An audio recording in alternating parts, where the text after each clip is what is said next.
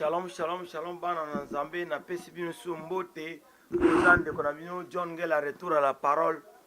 Eza émission na bino na yebisa ki bino, ka émission oyo tout au long nango to bana découvrir ba thème belé, ba mwa makambo belé oyo to négligeaka. Ke Nzambe abana tia so grâce oyo, apesa so opportunité oyo, to kabola na bino bana na Nzambe. Vraiment, pla bozala branché, bozala attentif. Éviter la distraction, mutuazo so distraction na seko sepela peuple ozali zoa papier no zoa biki na yo po eza émission retour à la parole to boyi ba discours to boyi ba conférence to boyi to zana posa ke parole oyo tanzali koyoka komango tanzo komango ba question nyo sozali ko zoa kad na maloba oyo yo benga so numéro so ezali adresse na so ezali wana adresse église ezali wana église de la fraternité chrétienne. Numéro de téléphone pe zali wana so na question za na posa help za na posa yo muto umeleka na ignorance za na posa ke to aider yo o comprendre oyo Nzambe za na mo pona besoin na yo na bo mona yo benga so na numéro wana adresse pe église zali wana oza toza bienvenue à ko contacter yo pe à ko sola na yo Nzambe apamula bino comme d'habitude avant to kota na vivre à lisolo na so na matin na so na poko alelo. Seigneur, tout bon de là d'abord, tu as posé aide à Saint-Esprit. Saint-Esprit n'est baptisé de l'église. Saint-Esprit n'est guide. N'est ce qui baille colis. Bon, c'est loin à Jérusalem. Je vous envoie le consolateur, l'esprit de la vérité. Au Bible, quand le consolateur sera venu, c'est lui qui va nous conduire en toute vérité. Et on te dit que ben n'a pas quoi le ya kambabiso. Ya conduire tout au long de mission à journal le ye moko kambabiso que nyoto eza bisote mais eza poussé par le Saint-Esprit que les hommes parlent de la part de Dieu. Tout bon apprendre le oya pourquoi le Éternel Dieu tout puissant Père tout puissant merci pour pourquoi le Nzambe. Tolingi à travers parole pourquoi le Nzambe o ba kangamaki papa baza délivrer Nzambe. Oya kana ignorance Nzambe papa connaissance et quota. O baza ki fatigué Nzambe papa baza l'encourager. O baza ki papa baza ki batiki ba kusala sur le commenter Nzambe. À travers cette parole Nzambe bazonga kana parole bazonga kana Nzambe muto ya bâtir l'église sans parole Nzambe tikete yao Nzambe azwa connaissance azwa conscience Nzambe que l'église koza baptiser kana makasi ya moto te mais koza baptiser sur la parole mon Dieu mon roi de pierre roi ki Nzambe tole butu mbimba tozo le komote mais sur ta parole nous jetterons le filet Nzambe ndeko ya zaki fatigué Nzambe libote zanga ki kimia Nzambe. À travers la parole de ce soir, Nzambe, bazon akana parole Nzambe, papa parole consolée Nzambe, yo tira ki lo Nzambe, lo be kangola ki Nzambe. Nous voulons être délivrés à travers ta parole, au nom de Jésus-Christ notre Sauveur. Amen. Bien-aimé Nzambe apambola bino, nde tolwa ki thème na so depuis du jour tolwa ki kuna semaine landaki, o si te fait émission na biso ya thème na so to bandaki de la conversion à la transformation. De la conversion à la transformation. Tu définis qui mon conversion. Jésus tant d'aller que le la Bible, avec que le moment précis. Tu tant que dans la Bible, dans la tradition belé, tu que na pena na original na grec, tu que la tant Jésus avec la conversion. Avec que nouvelle création des peuples mis à part.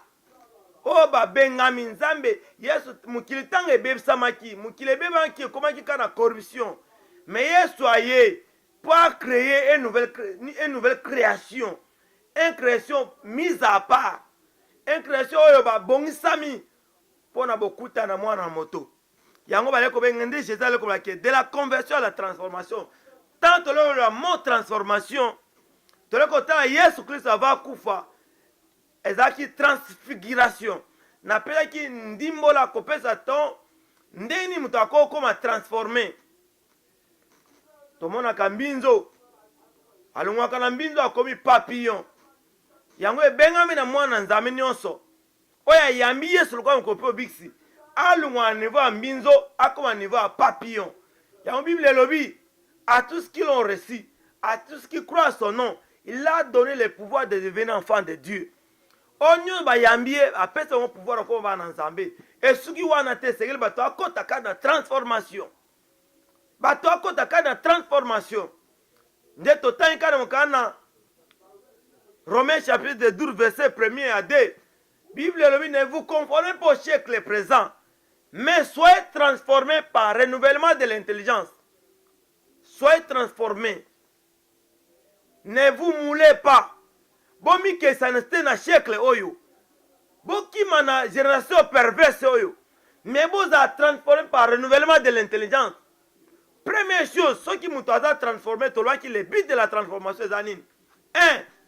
Pour la koeba est bon. 2. Pour la koeba est agréable. 3. Pour la koeba est parfait. Tu vois que hier tu as dit un mot précis. Et c'est ce biso to eba yango. Nouvelle création. Et ça n'a pas ça, yes, ça n'a pas ça, mise à part pour Nzambe. Mise à part, on va louer mukili, on va boy mukili, on va boy convoitise, on va boy orgueil, on va boy baba dictature kana mukili. Bazana poste ça va appartenir à Yesu, va comme na marque à Jésus-Christ. Ba comme na elembo na Yesu, ba mona Yesu kana bango. Ya utolowi que la transformation est évident kana bomo ya mwana Nzambe nyonso. Mwana Nzambe nyonso, musai na Nzambe nyonso, onyo aleko benga ma chrétien, ceux qui aza transformé te. À cause de la passe pour la communauté, à cause de la passe pour l'église, un pasteur non transformé. Oh, yes, yango moni, ba ko finga basali bien na mboko bazali. Oh, babanga kaza na mboko bazali. Mais il y a des serviteurs non transformés, bango ba ko bikimi saba na Nzambe. Ba ko kimi saba sa na Nzambe. Ba ko kimi saba yango moni évangile comme étouffé. Cette génération va ko dimension na Nzambe te. À cause de la locuta, basali non transformé. Tout ça pour sa transformation. Pour transformation, c'est très nécessaire dans la vie de Nzambe. Tout temps qui mukana Nzambe dans Romains chapitre 3 verset 18. Mukana Nzambe lobi. Transformation est très nécessaire dans la vie de Nzambe. Bien aimé, biska yo zali. Ceux qui n'ont pas passé dans l'ère de transformation, n'a pas quoi l'eau. Nzambe est capable de transformer yo. La transformation est plus que même délivrance. La transformation est plus que la guérison. Pour transformation, c'est que je vois tous les trois aspects à bon moyen moto. Tota mukana nzambe pour to linto va pas mbaté. Mukana nzambe dans 2 Corinthiens chapitre 3 verset 18. Babi, nous tous qui ont les visages découverts, contemplons comme dans un miroir la gloire du Seigneur. Nous sommes transformés à la même image, de gloire en gloire, comme par le Seigneur l'Esprit. Bien-aimé Balobi, biso toza visage découvert. To contempler. Nous sommes transformés par la même image. Bien-aimé. Biso toza image découvert. Oh balungwa ki na masumu. Oh balungwa ki na mukili. Oh balungwa na lien familial. Maintenant c'est le temps de contempler la gloire. La gloire. Pas que vous avez un visage découvert, vous contemplez la gloire comme nous gardons dans un miroir. Pour l'ilwananzambo tole ko tang eza miroir. Na pele exemple que mutu normal wa ko kura sur na miroir te akiko tale longine na miroir amone le salité zawa amone salité amone bien amone ala cheza ko tengama alobite miroir ze ko kosa mutu na mbala to bengeke en tout cas eza na problème na kata mutu. Ndenge mongo na parole. Bien aimé biska yo zali. Yo mwana na Nzambe. Yo kena ke église tongo pourquoi. Yo muto kena église chaque dimanche. Yo monsali o teaka. Et c'est par rapport à parole. Bizali no za yo kokokisama. Soki za yo kokisama te zonga na parole lelo na pourquoi lelo. Oh gloire à Jésus.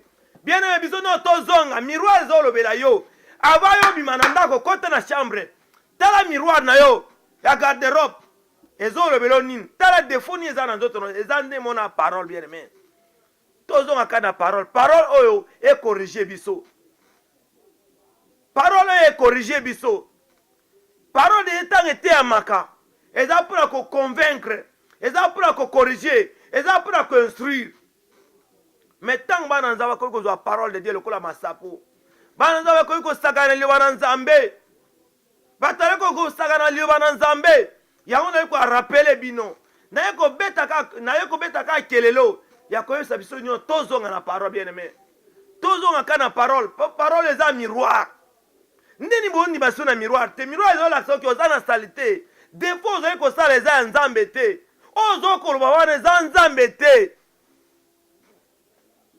Mais pour nous allons se corriger te. Pour nous allons se corriger te. Tous on a la parole de Kolangai. N'a que bande ko bele ko lana bele ba benga ki ba bele ko tuna ba question. La transformation est très nécessaire dans la vie à moi en Zambie.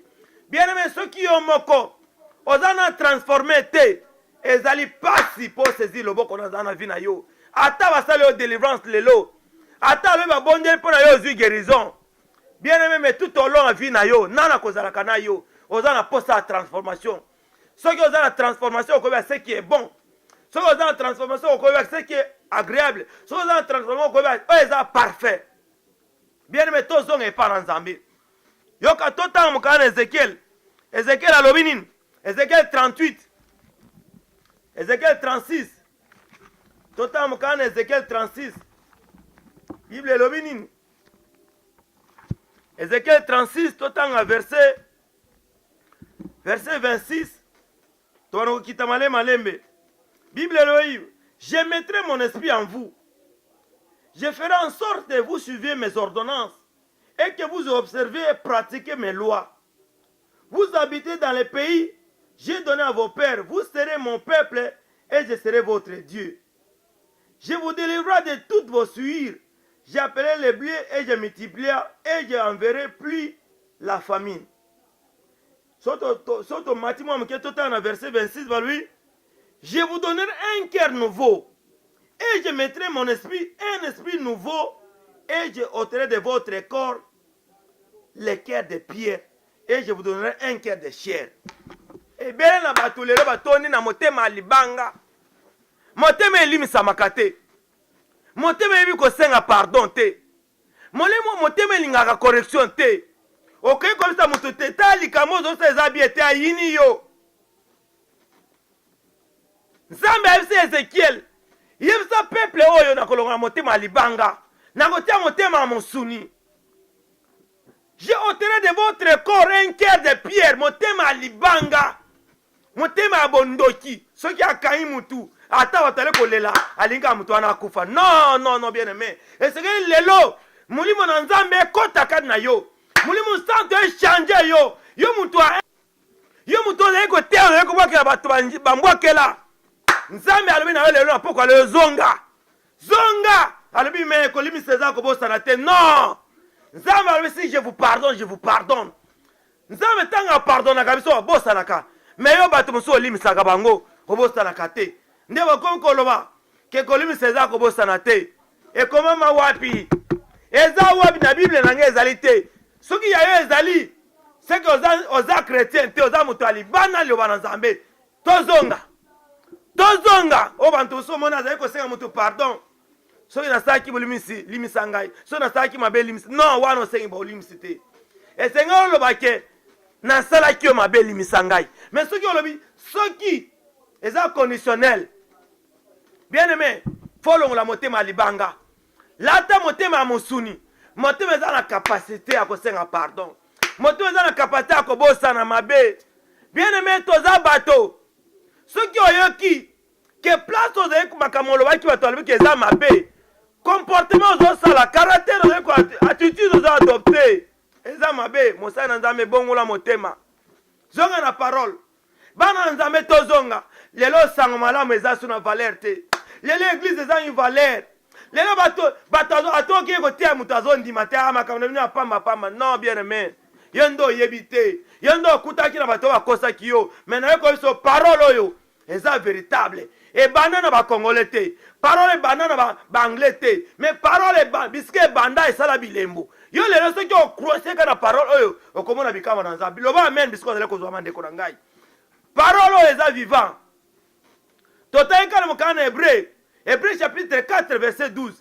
Balobi, la parole, c'est une épée à double tranchant qui pénètre jusqu'à partager l'âme et l'esprit. Bien aimé, ceux qui aiment nous ont partagé l'esprit na yote. Oko un problème pour la famille na yo. Maman, oyo mulimu neza okangama na âme. Oko un problème pour la mobile na yo.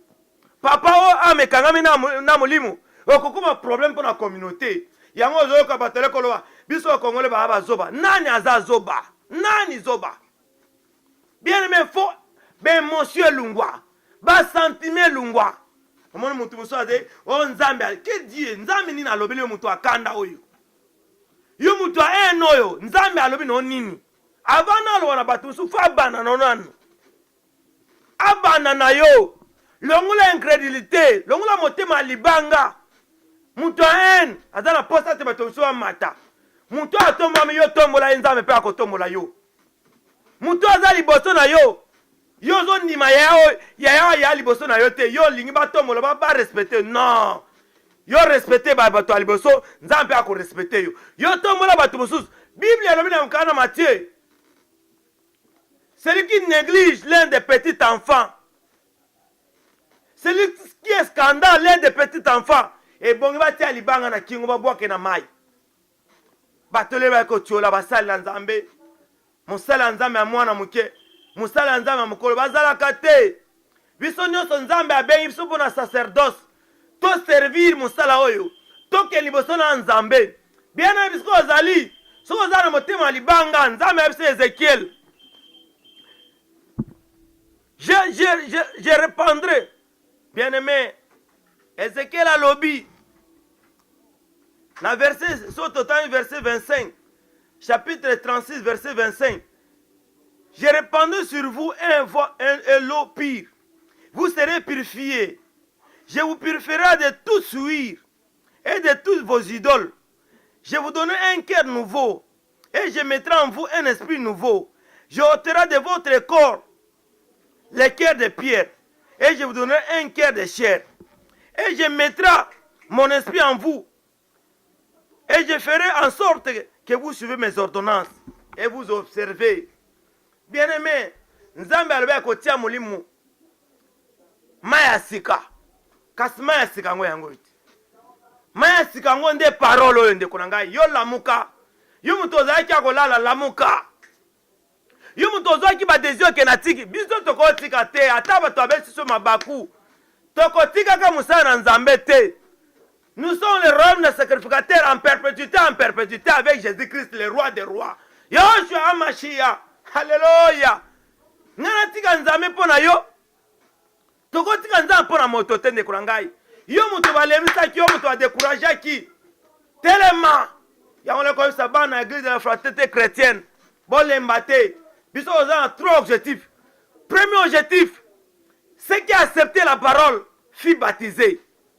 Deuxième chose, que le nombre de ceux qui étaient sauvés augmentait jour au jour. Et troisième jour, il était d'un commun accord, il persévérait dans la communion fraternelle, l'amour. Trois choses on est korangai. Ce que ont une église, église à Kokouf. Trois choses on faisait une église, ceux qui acceptaient la parole furent baptisés. Le nombre de ceux qui étaient sauvés augmentait jour au jour. Et troisième chose, ils vivaient dans la communion fraternelle. Dans la communion fraternelle. Les lobos lingweza les soutés. Il n'y a pas un vrai amour parce que mitema libanga. Motema likunya. Motema limisakate. Motema yebiko neba senga pardon te. Tous ont la parole. Tous ont la parole de Konangai. Tous ont la parole de Konangai. Parole oyo. Yango ne santé. Yango ne nourriture. Yango ne sengu. Okomona mutu azanga ki sengu à travers parole nzamba azongisi sengu. Na biki eza na famille moko. Mama yo lobi okolimisa te. Mais na yo so na poko alo limisa. Soki ozo limisa te se oza na motema libanga, motema ya nkanza. Ata babeti libanga. Lelo ba chrétien ebele bakomi lokola mabanga ata parole ezotema bazali kotala ezokota te ese bandeko pla boza bolanda ngai bo ekota évangile simple évangile ya pete bien aimé tozonga na parole yo mutu olobaka nga so na siliki ngai basakana nga te yo nane zonga na parole soki yo basakana yo te kene na judo kene na kati. Mais ce qui est le besoin, moi, dans Nzambe, faut parole buka yo. Faut parole, okoma na elonga motema libanga. Et comme motema ya mosuni, motema yoka kape sengi pardon. Motema ndimaka reproche. Motema ndimaka basa les remarques. que non nde tozokende eza yango te makambo ozosala eza yango te mais so bayebisi mwana na nzambe boye omoni moto alobi ayini ye okoyeba te ofana na moto nzoka aloba esi ayina yo mpo opesa ka remarque bien aimé dans le Seigneur tozonga liloba na nzambe motema mosuni nzambe alobi je mettrai mon esprit en vous en sorte que vous suivez mes ordonnances en sorte que tobei to pratiquer parole en nzambe bien aimé soki yango te ata towumele des années na église eza na impact te yango na bisi bana église de la fraternité chrétienne bandeko botelema parole eza nécessaire plan oyo ozali ata okobondela pendant 1 heure zwa 45 minutes ya méditation okomona à travers parole pas que un prière sans parole. Jacques alobi, vous demandez et vous ne recevez pas parce que vous demandez mal. Il n'y a pas la transformation. Bozo senga na nzoto. Bozo senga na nzoto bineme ba kufa. Totine mango fe. Bozo ki epesa offrande ozana be ennemi. Jaloux. Zambe alobi aucune hypocrite ne héritera le royaume des cieux. Bato bilongi mi bale na église. Bobima. Bobuka mitema mabanga boyamba mulimu santu. Mulimu santu ekota. Saint-Esprit kota. Buka mama wa ni baka reproche te. Buka papa aza wa lo baka ngamu to abengisa bino na pote. Buka ye. Buka ye mulimu santu buka ye. Soki obuka ni ndeko na ngai nde apesela nzambe akosa charger na yo. Bible lobi femme soyez soumis. Soumission ezali souté. Mariez aimez vos femmes. Il n'y a pas l'amour, il n'y a pas la soumission. Parce que mitema libanga. Batandi makate. Bozo ndi mama pe mutute. Mutu ana grâce. Moi ça ayebi eloko kingani yo yebi angote. Ndima ngo. Motema musuni tozana ngoposa. Toboyi mitema mabanga na ba église. Toboyi mitema mabanga na église. Nicodème atunaki Yesu. Comment quelqu'un peut naître de nouveau? Nina comme un vieux bon nazo ngasuna bu maman. Non, comme pas de la nouvelle naissance. Et ça charnalité, ça c'est au niveau de l'esprit. Au niveau de l'esprit où Ézéchiel a lobby, je mettrai un esprit nouveau en vous. Et ça niveau, et ça c'est que nouvelle naissance, et ça c'est que on est de nouveau, et ça c'est que so ça qui munene, on dit mieux ce qu'on mouké. Non, et ça wanate, on parle pas de la chair. Né de l'esprit de l'eau. Tout c'est la parole de Dieu. Oh, Rabasantarié, Saint-Érié. C'est la parole qui transforme le cœur de l'homme. Tout ça, on peut sa parole de Kourangaï. Bana nanzame tout la parole, ignorance c'est quoi dit qu'en église. Église est bungi pas par manque de parole, va pratiquer ma bé. Va pratiquer ma bé. Va un seul. Comme au milieu ma bé, banga kaisa comme on a Yesu. Neni obeng baturanda kuna yo. Babonde ba yeko pakola. Ba yeko pa huile d'onction na mirandak. Ba ko même sa mirandaku. Bako même ta miranda ozo comme attaché. Tozo na parole. To umene na makama ignorance otang ebele. Yesu alobi. Jacques Moutalowaki, si parmi vous il y a quelqu'un qui est malade, ils appellent les anciens. Ba wendre mafuta. Huile d'onction tant sube ba yuzagango. Na consacration, mais le comme n'importe quoi. Bien aimé, mauvais pratique au toboyi. Même si vous avez même une onction à micro, vous pouvez ça la micro, vous avez salang. Tous ont la parole. Tous ont posé la transformation. Nicodème, sur Jean chapitre 3, verset 1 à 3. Nicodème, on a dit, Jésus a dit, Namulimu. Nouvelle naissance, on va aller en esprit. Et ça, on doit toter. Et ça, c'est que une nouvelle naissance, on va aller congolais, il y a mis sur commis anglais. Non, on part au niveau de l'esprit. Parce qu'en réalité de l'homme, c'est l'esprit. Réalité, on a mon limo. Nakata mutu, tu as 3 dimensions. Tu as un corps, tu as un âme, tu as un esprit. Nzambe a fait un corps, Nzambe a fait un esprit parce que nous sommes l'image de Dieu. Tout comme la nature en Nzambe, tout comme le comportement. Nzambe a yinakate, neni yozo yina. Nzambe a tonga kate, le comment et comment moi te non va te quoi te to tonga te to non bo tonga. Ya za wana te botongi. Il y a pas la transformation. De la conversion à la transformation. Au bon moment, on sale ma bête. Au yak église, on sale ma bête. Au pays de confront, on sale ma bête. Mais là, comment que les gens kaka? Transformation. Bien aimé, toi transformé. Ce que les gens sont jaloux, ils sont en Zambé. Ce que les gens sont hypocrites. Oh, ils sont chrétiens. Nakata l'église, ba habillé za mingi. Respect zate. À cause d'un manque de transformation. Transformation, ils allaient sauter. Mon qui le coup de balim saka facilement. Mais l'église balim sakate. Ato, ate les cas qui, mon colloque soigné sur. Ayo pour ça la kangaboy. À répéter les sous. Parce que manque de transformation.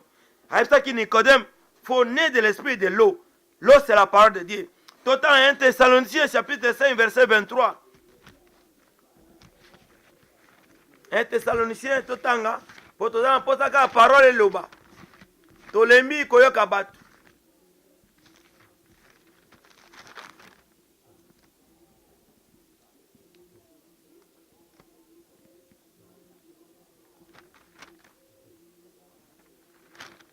Un Thessaloniciens, chapitre 5, verset 23. Totanga comme on a dit. Que le Dieu de paix vous sanctifie lui-même, tout entière, que votre être, l'esprit, l'âme et le corps soient conservés irrépréhensibles lors de l'avènement de notre Seigneur Jésus-Christ. Nabane les sous. Babi, que le Dieu de paix vous sanctifie lui-même, tout entier, et que tout votre être, l'esprit, l'âme et le corps soient conservés irrépréhensibles lors de l'avènement de notre Seigneur Jésus-Christ. Avec que le Dieu de paix vous sanctifie de tout votre être. Votre être. Babani un. Qui vous sanctifie votre esprit. Un esprit. Parce qu'en réalité de l'homme c'est l'esprit. Bien mais ce biloko oto e bien goté. Bien mais tout ça. Toujours ça la aventure. Un. Votre esprit. Que nous avons sanctifié d'abord votre esprit. Et puis à mi balé. Votre âme et votre corps soient conservés irrépréhensibles. Que âme na yo, corps na yo, est à conserver. Mais le corps, surtout mon okoyo, na yo kaki. Dieu m'a dit, non. Dieu what? Quel Dieu que tu parles? Le Dieu de la Bible? Ouais, l'inga kakut be hypocrite. Alinga bata lukutate. Les maçons ne viennent pas de Dieu. Le côté où tu n'as pas dans la mété. Le côté des diables, les maçons. On a constaté dès le commencement. On a zoko sawane witiwap. Aloba kiboy. Or que ya aloba kite. Asala kiboy. Or que asala kite. Tomona kiye. Babi maka. Yo zalaki. Faut que le Dieu de la paix vous sanctifie lui-même. Yé moko nzambe a sanctifié biso. Yé moko nzambe a sanctifié tout entier. Que tout notre être, l'esprit, l'âme et le corps. Nous avons les trois dimensions à moto. Et ça, trois choses. C'est la trichotomie. Trichotomie. L'esprit, âme et corps. Jésus-Christ. Trois choses, les trois dimensions de Jésus-Christ. Azui corps. Corps qui est dans le cimetière de Jésus de Ramaté. À rendre l'esprit et pas en Zambé. Trois dimensions à Jésus-Christ sur la croix de Golgotha. Vous avez collé ça. Comment Jésus est puissant. Pour nous expliquer Batou. La croix de Golgotha. Batou Azaï qui n'a sé. Vous avez trois groupes Azaï qui wana. Batou Amayele Bazalaki. Batou Amakasi Bazalaki.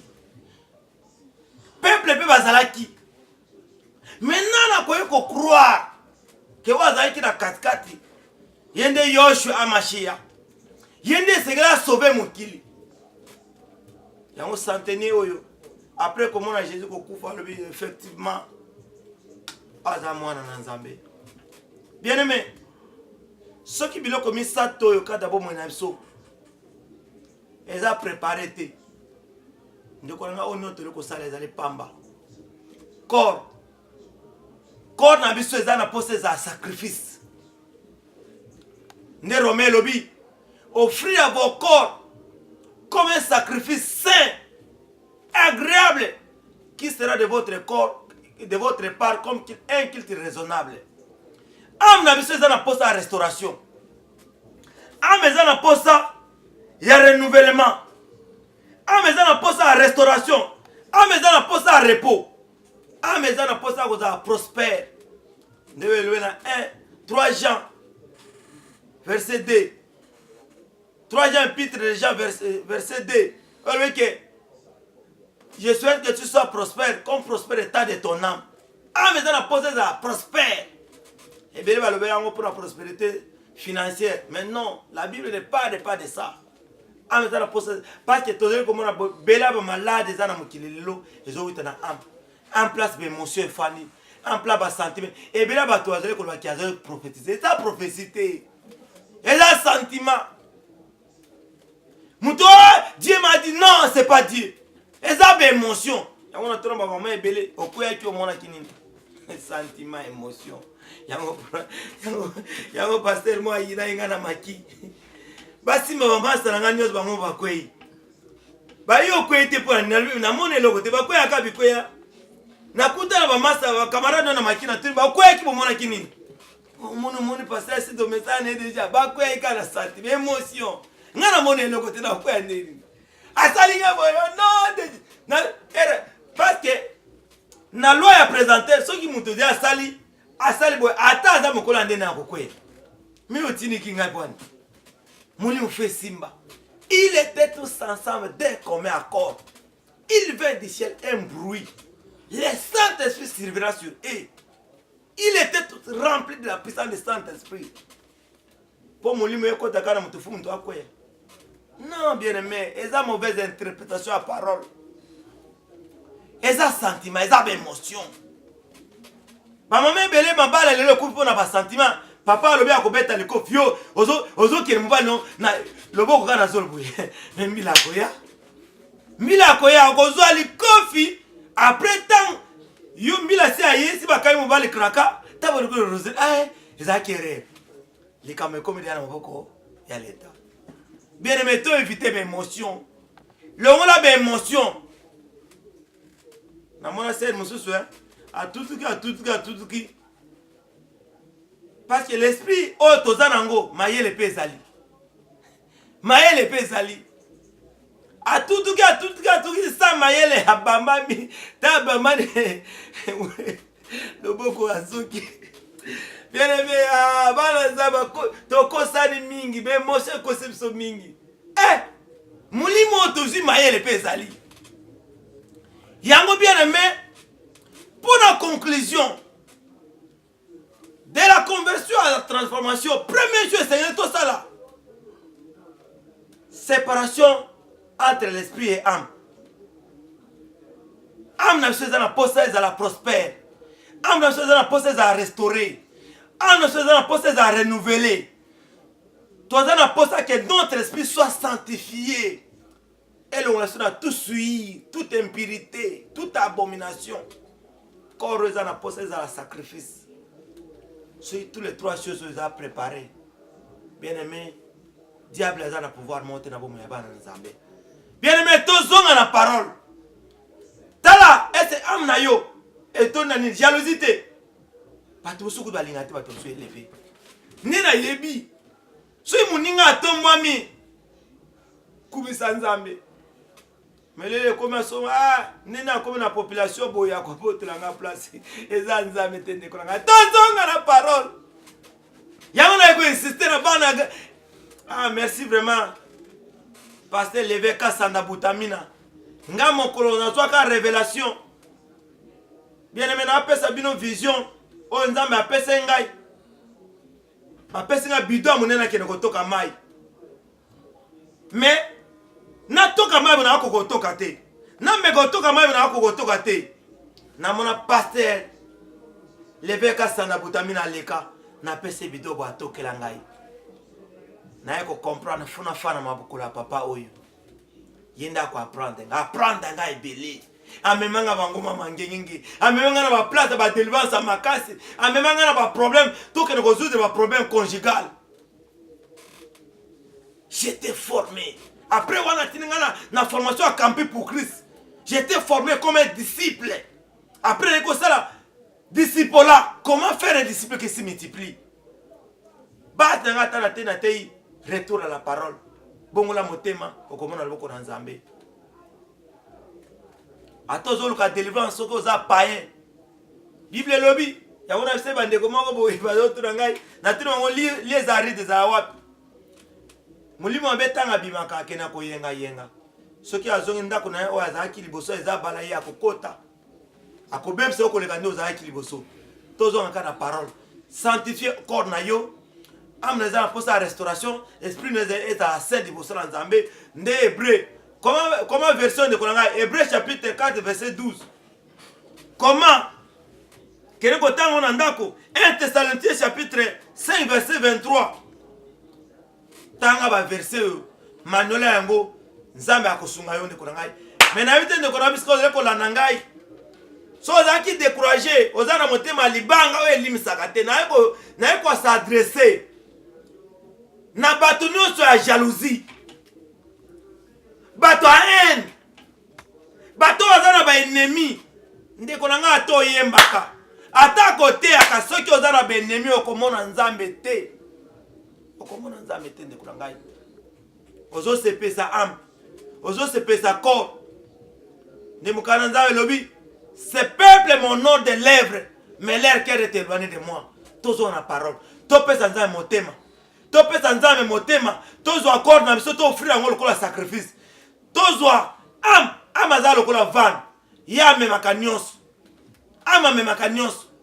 Mais to discipliner ye. Alongo na ba émotion, alongo na ba rancune, ne yango to komona loboko na Nzambe.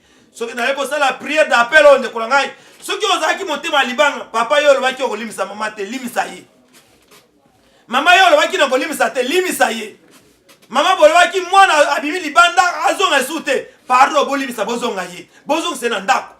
Bozonga se na ndako bolimisa ye et pe bobosana. Bo rappela kale sute. Bobenga su endumba te. Bobenga su muyibi te. Bobosana ne yango to bomona loboko na Nzambe. Pisika boye ko la nanga de ko ngai. Boku wa mituto bondela. Yo moto linga ka reproche te. Motema libanga, longwa motema libanga. Allez molimo na ko bela Nzambe le Dieu de la Bible. Le Dieu de paix.